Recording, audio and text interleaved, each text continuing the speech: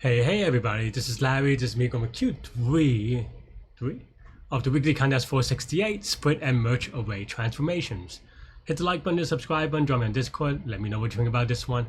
I think this one, first of all, I don't know, I think maybe nowadays I'm getting older and more pedantic, and I was very confused about this thing about calling a split and merge because there's no splitting and there's no merging.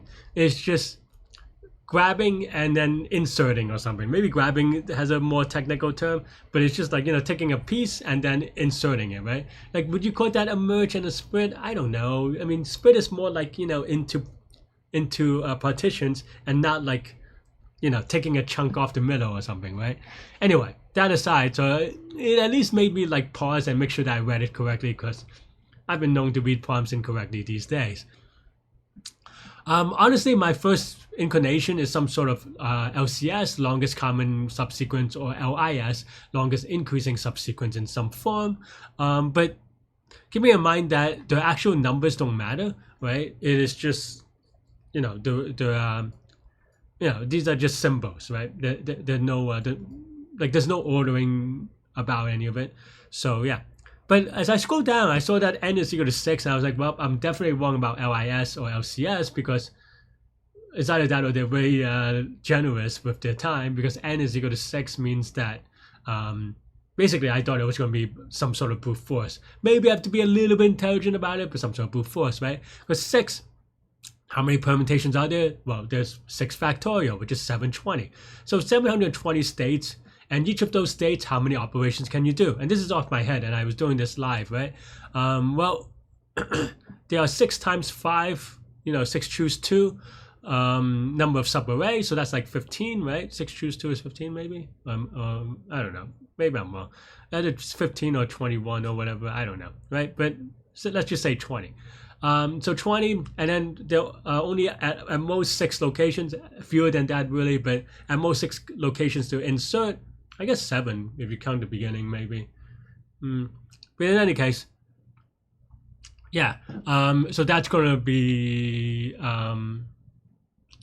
yeah. So it's just like 720 times 20 times 6 or whatever, and it's good. Each of those things are like the 720 is always less than 1,000. The other side of the number is also less than 1,000. So together it's going to be less than 1,000,000. So that's when I was like, okay, that should be okay. There are optimizations that I was thinking about, but I did not implement during this thing. I think the key one is trying to find the upper bound. Given that the inputs are 6, what is the upper bound of the solution? I actually don't know that one out. If I were needed to, I would maybe try to figure that out. You could say, for example, 5 is probably, 5 is definitely an upper bound, right? Meaning that if you try everything with 4, you can always just return 5, because if everything, and that's the case of if everything is backwards and you just go like 1 at a time. And it's suboptimal to do this 1 at a time, but you can do it, so that gives you an upper bound, right? So those are kind of idea, because if you know that the upper bound is 5, then that means that you don't have to see if the answer is 5, and that is an optimization. You just return 5 if you cannot do 4, for example. I don't know, and it may be that it's not 5, but that was the idea that I was thinking of. But anyway, I'm spending too much time on the optimization that was not needed. Maybe we'll do that afterwards. But otherwise, it is just a really nasty and annoying implementation problem of BFS. What is that problem? There's the problem that I would maybe practice if you it didn't occur to you. There's a problem where you have these sliding tiles.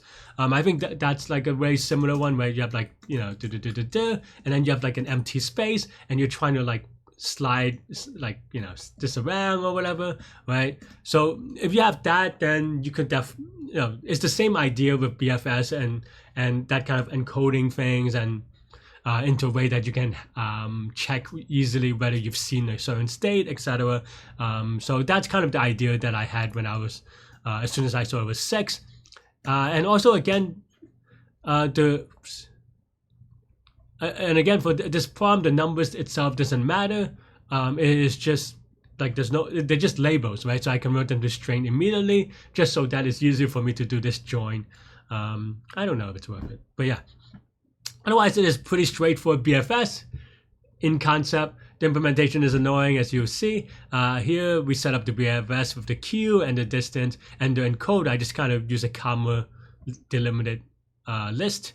And then while we have any Q items, we set the first as the Q item, and then the distance we also put it in the distance, right, of things that we've seen. I actually don't use this, so maybe I don't even need it. Maybe I could, or at least I don't just set it, but it's still not a big deal. But yeah, this is basically for brute forcing given current, brute forcing every sub array, right? This is me taking it out, and then after taking it out, I try to figure out where to put it in, right? So I put it back in, and then I convert this to a string so that we can check whether it is in distance. We can also return early, right? Otherwise, then yeah. Otherwise, this is BFS. We just update the string version and then put this on the queue, and we should be good. And yeah, and like I said, this should be good. So what's the complexity? I mean, we kind of talked about this, right? This can only be popped 720 times, which is 6 factorial, because that's the number of unique configuration at most, right? So that means that for each of these, it's going to be, n choose 2, and then another n if you want, and then you could say maybe another n if you want to say that for the encoding, and maybe even this is another n. But otherwise, yeah, that's, you can do the math there. So it's going to be n factorial times n square times n times n. So I don't know, which is what, n to the 4th times n factorial, but n is equal to 6, and there's a lot of good constants, if you will, right? Like for example, n choose 2 is going to have them divided by 2, which makes it a little bit better, etc., right? Same idea here. It's not exactly n because the number of items could be fewer, right? So yeah, so that's basically the idea. And it's a fun optimization. I think I'm going to spend this time trying to see if we can figure out an upper bound for this. How do I? I guess I no. So I don't. Oh no, that's test results. I don't know why they make it like with a cursor here, looking like you can type it in, but you can't. This is the one you could type it in. Right. I want to say I think this is the worst case, but I'm not quite sure. Yeah, so this is 4, right? And just to give you an idea, this took, yeah. So when I submit this, it took 115 milliseconds. So I was like, okay, I don't even have to think about optimizing this because it's very fast. But for fun, for this video, we can see, yeah. So we can maybe just do return 4, right? Maybe 4 is the max. It may not be, but my guess is that it might be. Yeah. So if and maybe this is the first thing here, right? So so if d is equal to 3, then we return 4, right? Because if d is 3, that means that we already know that d is not 3, because if the solution is 3, then we would have already returned here. So we can maybe, so there you go, right? I mean, so that's an idea that that I had during the contest. If it had timeout for whatever reason, then we can at least return 1 layer. There are other things that you can do to kind of make this a little bit faster as well.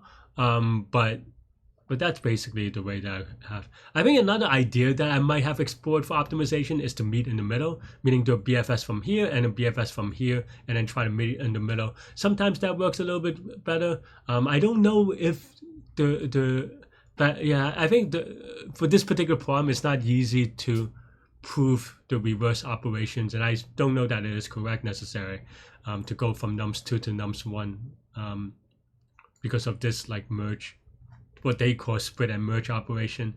I don't know that it is like reversible in the same way, but it might be, but I just don't know. Anyway, yeah, that's all I have for this one. Let me know what you think. Thanks for watching, and yeah, let me make this slightly smaller so you could see most of it on screen.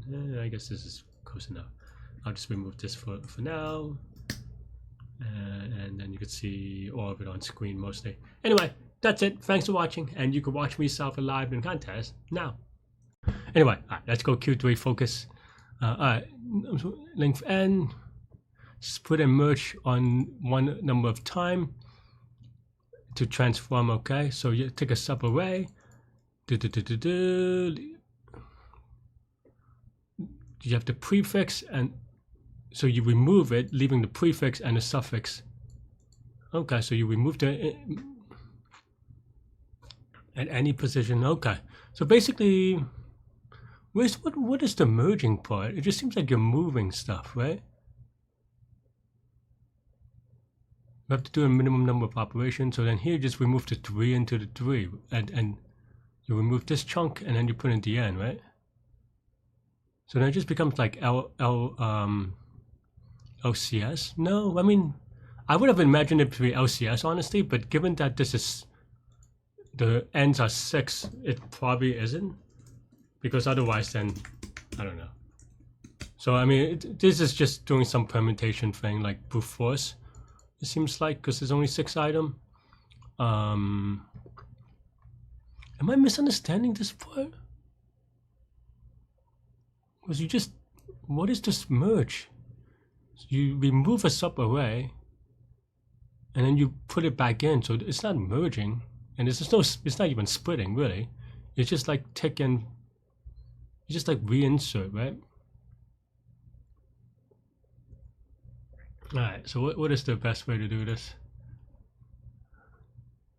I'm still so confused. I mean, I thought it would be LIS, to be honest, or LCS or something, but we moved here, so then you have. Oh, why would you do it this way though? I mean, this is 3. Maybe there are other 3 ways. So we just remove 1, 1, the 2, and then I guess if you do it like 1 by 1, it'll be 4. So that's not quite right. Some of the removing things is that you can remove it to improve 2 places at the same time.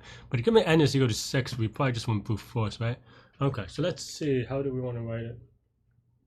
This, I mean, there's only 6 factorial, which is what, 720 or something? 720 combination, right?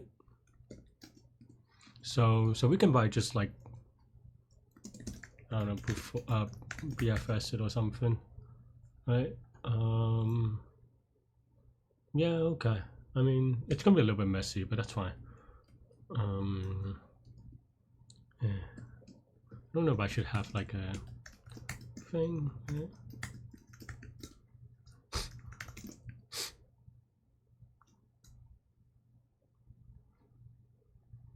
Yeah, okay.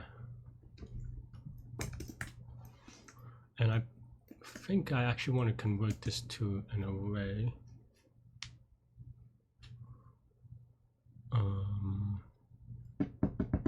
Yeah, okay.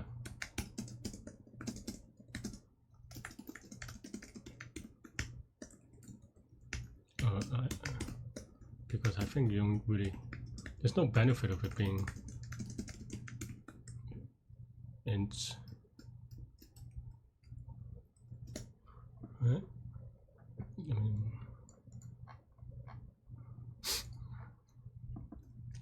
then okay, norms 1, right? And then distance of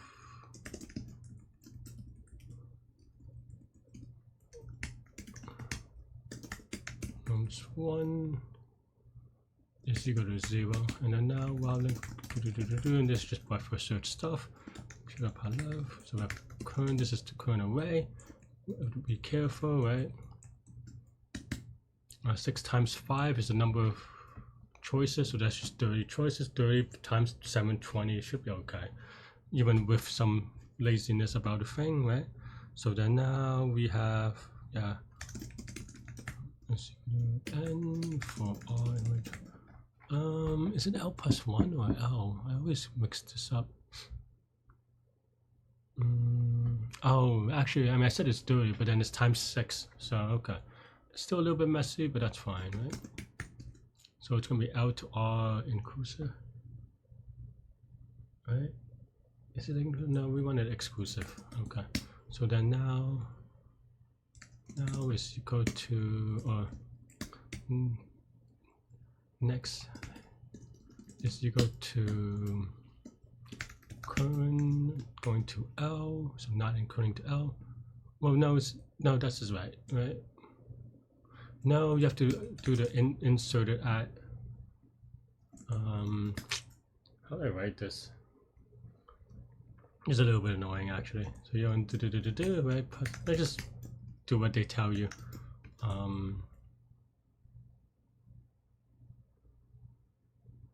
Is this off by 1? It's okay. We'll write some print statements for it.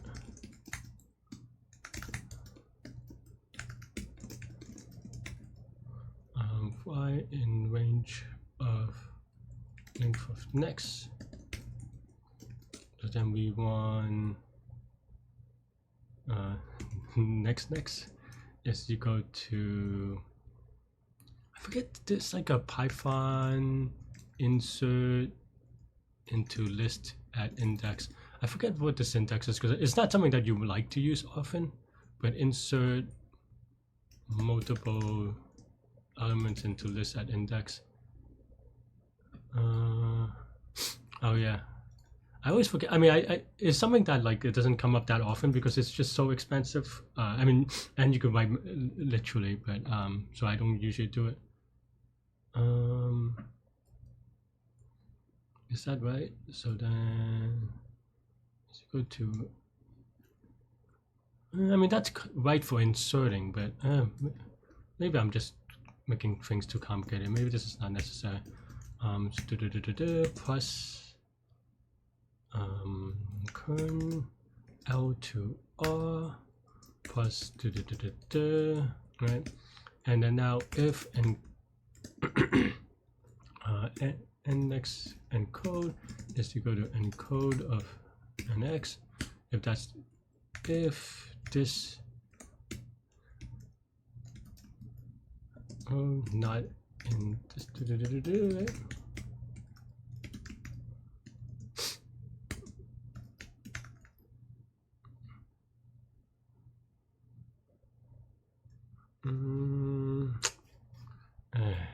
It's a little bit awkward. I'll just write this.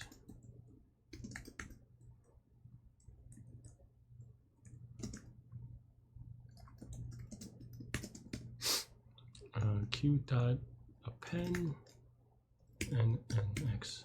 Okay. And then return impossible. Is it always possible? I guess so. So assert force maybe. And then here we can write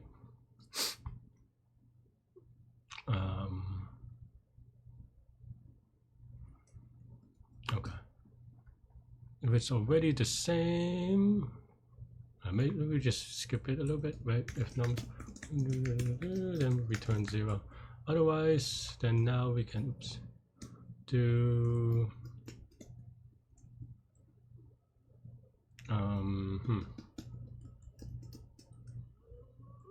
if next is equal to nums2, then we return d plus 1. All right. I expect there's some like indexing things, but that should be okay. What am I printing here? Current, left, right, next. So that's definitely not. Oh, I mean, actually, maybe that's right. 0, 2. Yeah, I mean, I guess this is right. 1, 2. I mean, this is not inclusive, which is a little bit confusing, maybe. But because if it's not inclusive, then you want this to go to n plus 1, maybe. But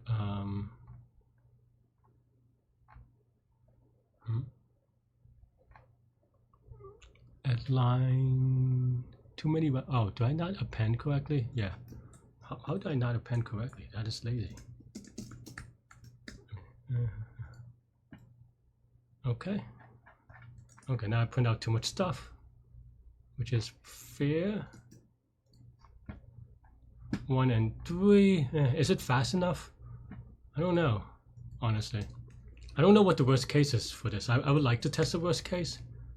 but I don't know what the worst case is, so we'll have to see. I guess 4, maybe. All right, so 5 is always